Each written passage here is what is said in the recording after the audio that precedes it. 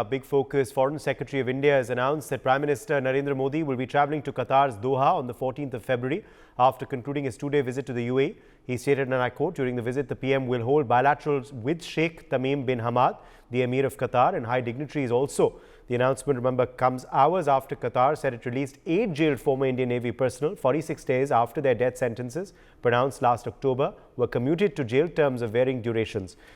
7 of the men have returned home and expressed gratitude to PM Modi and the government. This victory has been a culmination of efforts made over the course of the past 18 months. The question then that arises is this the biggest diplomatic win for India, and what made Qatar release them? Let's in fact listen in to what the MEA had to say. From UAE, after completing his visit on 14th of February there, Honorable Prime Minister will travel to Doha, Qatar on 14th February afternoon. During the visit, Prime Minister will hold bilateral meetings with the Emir of Qatar, His Highness Emir Sheikh Tamim bin Hamad Al Thani, and other high dignitaries in Qatar. You would recall the Prime Minister had last visited Qatar in June 2016. As such, this will be Prime Minister's second visit to Qatar. Ambassador Suresh Goel, former diplomat, joins us live. We also have Captain Shyam Kumar, Indian Navy warship captain, joining us live. Also with us is Major General Shashi Asthana, former additional DG Infantry. Pathikrit Pain, international affairs expert, also joins the broadcast. Ambassador Goel, let me begin with you first.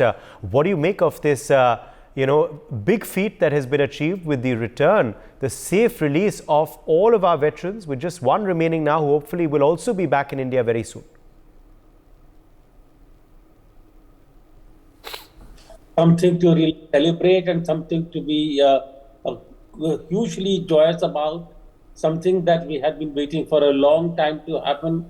There was a bit of an expectation earlier when their death sentences had been commuted to life imprisonment, and it was then also speculated. And it was fairly clear that in some form or the other, they would be returning back home to India. Whether they will return home as a prisoner to serve sentences in India or completely free was not very clear, but there was a huge expectation even at that time that very soon even the life imprisonment would actually be removed and they would be free.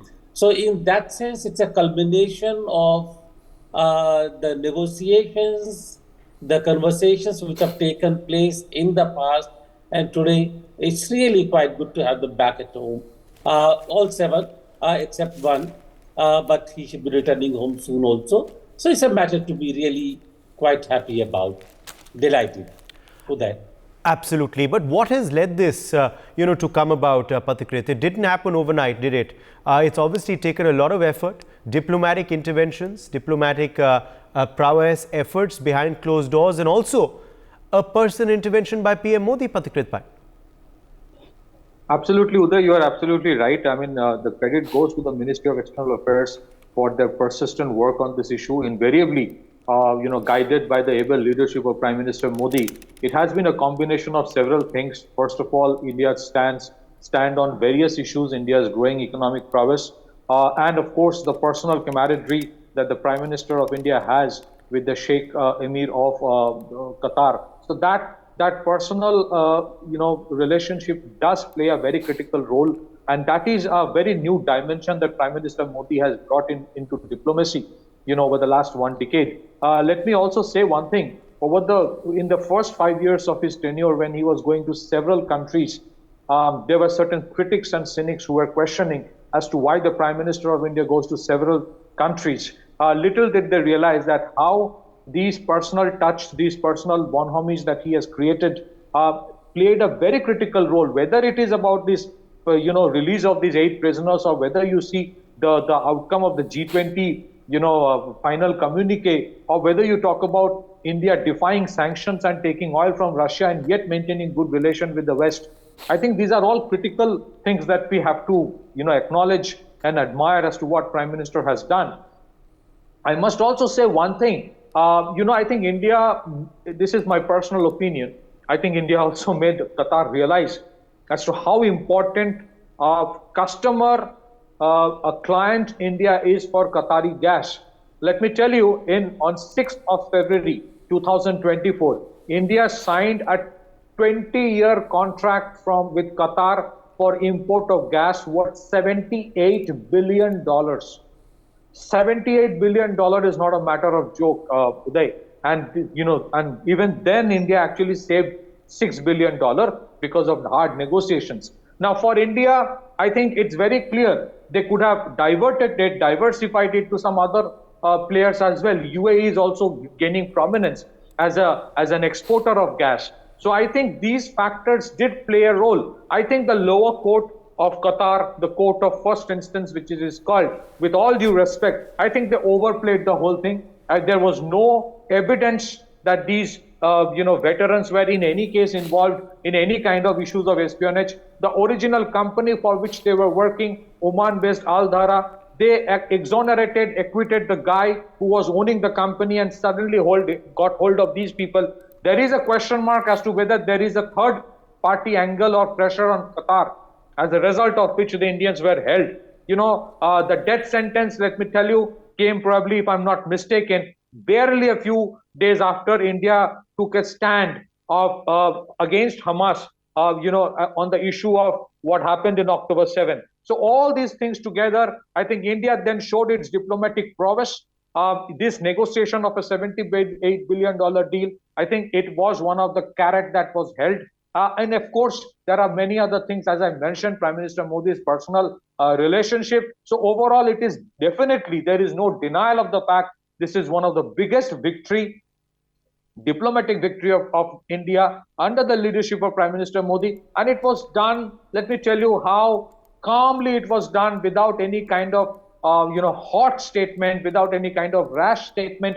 It was done in a very serene and a seamless manner, as if it looked very easy. But I'm sure all of us agree to this, that behind the scene, it was not that easy. There were a lot of perhaps sleepless nights and midnight oil that was burnt to ensure that the release does happen. But invariably, hats off, first of all, to the Ministry of External Affairs, led by the External Affairs Minister, Dr. S. Jaishankar, and invariably, above all, the able leadership, guidance, and vision of Prime Minister Modi.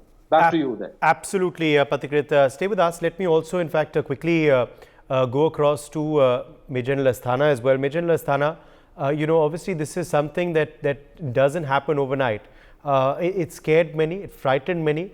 When first the news came that, they had been sentenced to death, then, of course, that's something that the appeal worked on. And now with this release of them that has been secured, Major General Asthana, what does it say about India's foreign policy, diplomatic effort, and also PM Modi's outreach abroad? Firstly, it was one case which was very maturely handled, very, shall I say, excellently managed by the Indian diplomats and the Ministry of External Affairs. And above all, it wouldn't have been possible without the personal involvement of Prime Minister Modi. There is no doubt about it. So therefore, there are a lot of things which this case indicates. And one of the most important thing is the growing soft power of India. This soft power, economic power, this also plays a very major role.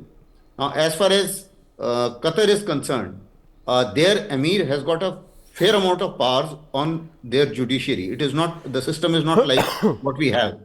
And normally, he has the power to give pardon as well. And you would have seen that not much of criticism of Qatar was being floated by the official communications, even when the case was hot and even when there was a little bit of rhetoric in the media or otherwise. So it has been very maturely handled, as far as I would say, and therefore certainly a diplomatic win.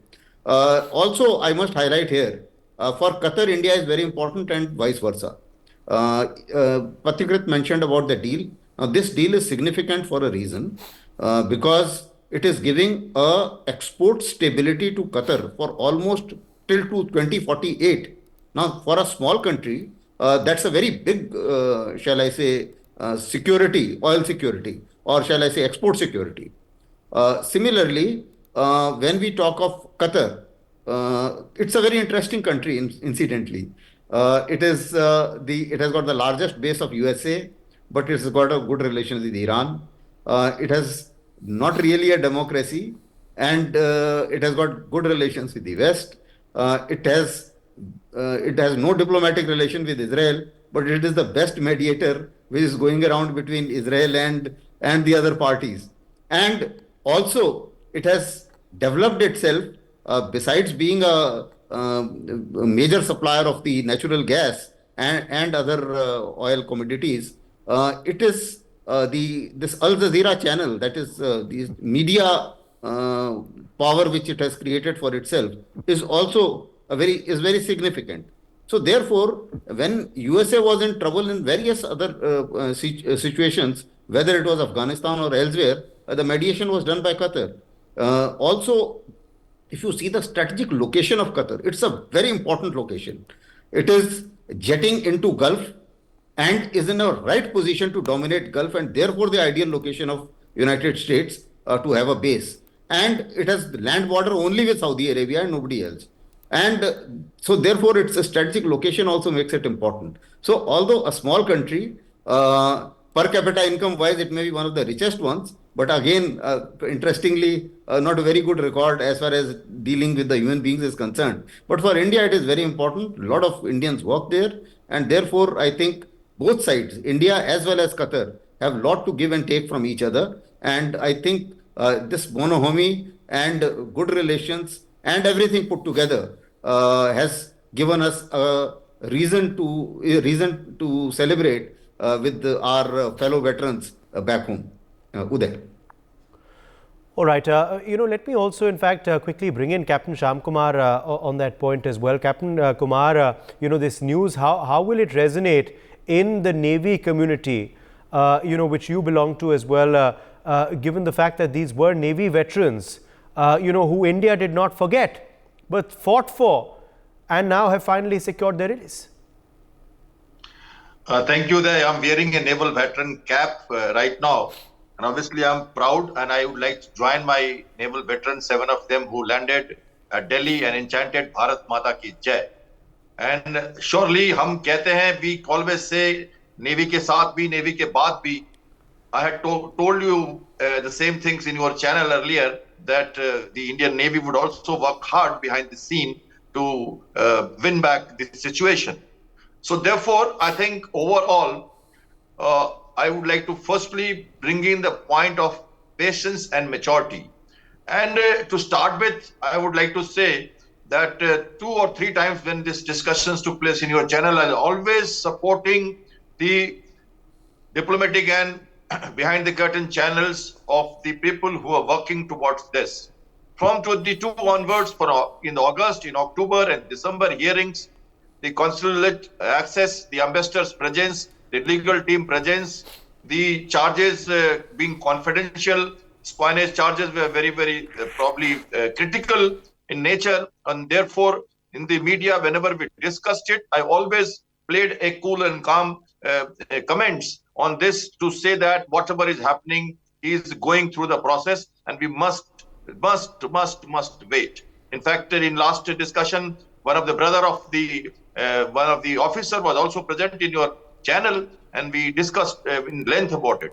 So therefore, I feel that in international relations, things have to be critically examined in different levels, and decisions are definitely accordingly affected. So this is what has happened.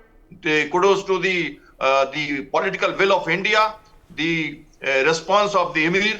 I also said that today Qatar is in progressive state. Qatar, UAE are one of the states which are a little different in the Middle East, though they have, as I was brought by a previous panelist, this country has a different role, strategic location on the choke point. USA is lingering, and the Iran lingering around. The many other aspects, but Indian Navy's relation with Qatari Navy is also very good. We have been doing exercises. We have training programs going on, and the submarine acquisition plan of Qatar was an important issue. These countries don't have a submarine. No, none of them have. So there was a very vicious program which was going on. It itself says that the Qatar is so important and it is gaining so much of prominence in that area, in the Middle East. So therefore, I think we have got our acts together. We have worked together. Behind the channel, our NSA, the Prime Ministers meet in December, and so on and so forth. People have worked together to get it. I would also like to say that giving a pardon by the Emir of the Qatar is not the solution, almost because right now we have still a open amplitude to further fight the case. Awards of punishment have been, imprisonment have been given from say 25 years to 3 years to various officers. So we can still fight. They have come back because of a treaty that we have for the exchange of the prisoners. And we have won it in that sense. Pardon means the charges were still on. Right now we can play around and now we can actually fight for the right cause and say that we were falsely implicated. So we cannot be implicated accordingly. So now we can work upon it. We have 2 months of time. And they are back. The 7th, 8th officers will also be back. And the families must be very happy. I congratulate the team, the political will once again, and Amir of Qatar. He is actually दिल का अमीर है वो. ये मैंने कहा था आपसे कि वो दिल के अमीर है. प्रोग्रेसिव है आज के लोग वहाँ के. वो जैसे हैं हमारे लोग वहाँ हैं, हमारी इकोनॉमिक कंडीशंस के साथ जुड़े हैं. India, European, middle east European corridor हमारा जुड़ा हुआ है इनके साथ. We are actually into the lot of things with this area. And these countries are going to help us. Therefore, it's a win-win situation in all respect. On the diplomatic front, on the economic connectivity, and future prospects that we are going to see between these two countries when Prime Minister visits after 2 days to Qatar. Over to you there. All right, let me in fact take that across to Ambassador Goel. Ambassador Goel, what does this decision also say of where India-Qatar relations stand currently? And also, what do you expect from the forthcoming visit of Prime Minister Modi later this week to Qatar? And perhaps the talks which will happen as well? Uday, it will be useful to basically look at the decision in the context of, as you said, the relationship between India and Qatar and how they have basically gone up, etc., at different points in time. 2022, when these Navy people were arrested 2 years ago, and the case was started. Even at that time, the Indian embassy had sought consular intervention. They wanted to know the charges against the Navy people, but they were not told. And again, at that time, there was basically a lot of discussion as to what actually the issues are. And there was a speculation at that time also that these charges are of a sufficiently serious nature that the consular intervention was not really working and the Indian embassy was not even informed of the charges. I'm recalling that basically to demonstrate that the case went beyond normal consular matters. There was something more to the case than what normally would have been in any cases altogether at all, really. And the Qatari authorities had taken a very, very tough line, despite the fact that 2 years ago, Hamas was not the factor really at that time. The relationship between India and Qatar was on the upswing. We had just talked about the gas terminal. We were buying the gas even earlier from them. And there was a lot of cooperation between India and Qatar and the areas of cooperation which were taking place. Therefore, number one, if it has taken place, it is primarily, and I will say primarily and mainly due to the direct intervention by the Prime Minister with the Qatari Sheikh beginning in Dubai, and obviously conversations taking place between the two ministries of MEA and the Foreign Ministry officials of Qatar to carry on that conversation forward, which eventually resulted in the cancellation of the sentence earlier. Then they said the same. So what I can say is that it is a case of very, very serious diplomatic negotiations, not just consular negotiations, where matters of specific interest to the two sides have come into play and the nature of the relationship has come into play. Going from there, I after signing the gas deal earlier this month, I think we need to look forward to further such breakthrough deals between India and Qatar. What they are, I don't know, difficult to speculate. Whether there will be further cooperation in other areas of port and the gas and defense, one has to wait and see. Uh, but I'm quite sure that this release is an indication of further areas of further developments to take place between India and Qatar in bilateral relations. Uday. All right, let me in fact take that across to Major Lastana as well. Major Lastana, where does the relationship between India and Qatar go henceforth from here? Also, what do you believe will be on the agenda when the talks take place at the highest level, when PM Modi visits the country later this week? We have great potential of improving trade relations. From Qatar, we are looking at the gas, which has already been talked about. Petrochemicals are also very important from Qatar because it's a net exporter of these two. As far as India is concerned, we also would like to look at the balance of trade because it shouldn't be one-way side. So therefore, I think we have a fair amount of potential on iron, steel, fruits, food items, and things like that. Similarly, the condition of our workers there, off and on, there have been complaints at times, and that is something again which keeps coming. I'm sure in passing, because if you see their population, 21% are Hindus, and you will see about 15% are sorry, 21% are Indians, and out of which 15% of their total country's population is Hindus. So therefore, their condition of working, because it has, although their locals are very rich, but the kind of treatment which they give to the workers is not as good as other Gulf countries do.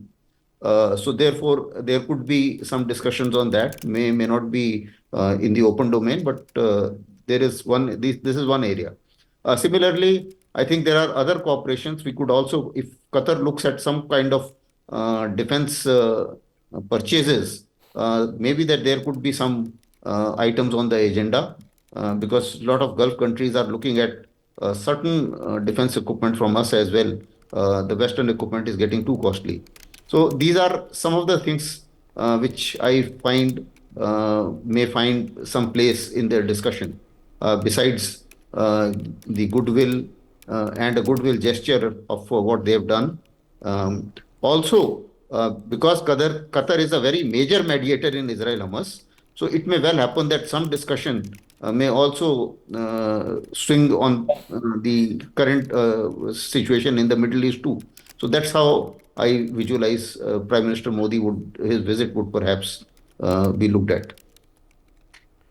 Yes. Pathakrit, also, moving forward, this does, obviously give a big fill-up to relations between the two countries. With, Qatar taking this decision, obviously there will be reciprocation from the Indian side as well. No, Uday, I have a slightly different viewpoint. I mean, of course, it's this is a grand success what has happened. But just because it has happened does not mean that India would now put all the eggs in one basket. See, Middle East is a very complex region. So, yes, there is a certain level of relationship that India has with Qatar. That will be maintained, and that's the reason the $78 billion, gas deal actually happened. But at the same time, there are complex dynamics when it comes to relation between Qatar and some of the other countries which are far more, pro-India. For example, under the present context, whether it is UAE or Saudi Arab. So I think given the way Prime Minister Modi operates, I think it will be a good visit. It will be a nuanced visit. There will be things discussed.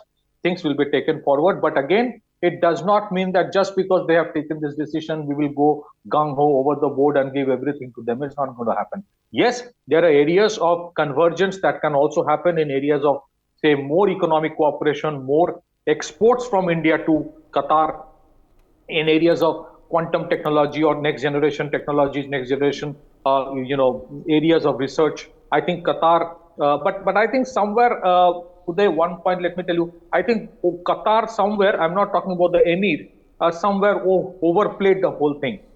They overplayed compared to their geopolitical size. I think India made it very clear that as a country which is the fifth largest economy and aspiring to be and on the path of becoming the third largest economy in the next few years, I don't think anybody can take India lightly anymore. So I think India, when the Prime Minister goes, he would carry his own weight, representing the fifth largest economy of the world. It is not that just because it has happened, yes, there will be reciprocation, there will be gratitude, but doesn't mean that just because it has happened, so we will go over the board to please them. Because as I stated, India has its own stature, and the dynamics of Middle East is so complex that you cannot go over the board to enhance your relation with somebody at the cost of others. That balance has to be maintained, because there are other countries who are very pro-India. Their concerns also are, have to be addressed. So there. All right. My thanks to all of our guests for joining us. For more such videos, subscribe to the NewsX YouTube channel, hit the bell icon.